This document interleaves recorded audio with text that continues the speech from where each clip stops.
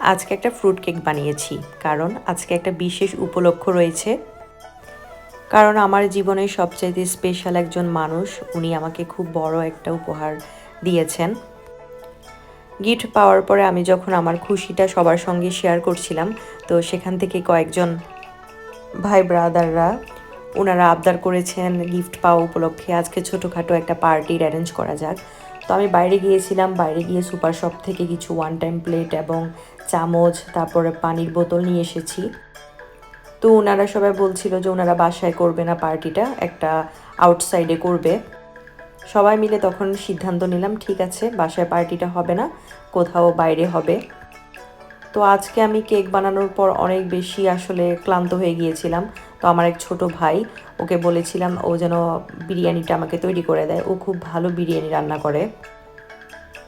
তো বিরিয়ানিটা রান্না করার পর আমি প্রথমেই খেয়ে নিচ্ছি, কারণ সেখানে পার্টি যেহেতু আমি অ্যারেঞ্জ করেছিলাম, তো আমার তো সবাইকে খাবার সার্ভ করতে হবে।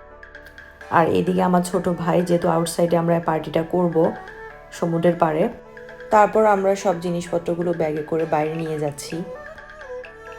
আজকে এত বছর আমি আসলে গাড়ি ড্রাইভ করতে পারিনি, কারণ আমার পর্তুগালে ড্রাইভিং লাইসেন্স ছিল না। গত কয়েকদিন আগে আমি আমার পর্তুগালের ড্রাইভিং লাইসেন্সটা রিসিভ করলাম।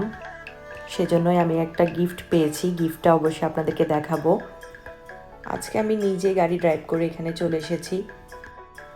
আমি আসলে খুবই এক্সাইটেড, যেটা আমি ভাষায় বলে প্রকাশ করতে পারবো না। তো আমি আমার সেই কাঙ্ক্ষিত উপহারটি আপনাদের সঙ্গে শেয়ার করছি। আমি একটা গাড়ি গিফট পেয়েছি, গাড়ির চাবিটা এইমাত্র বুঝে পেলাম।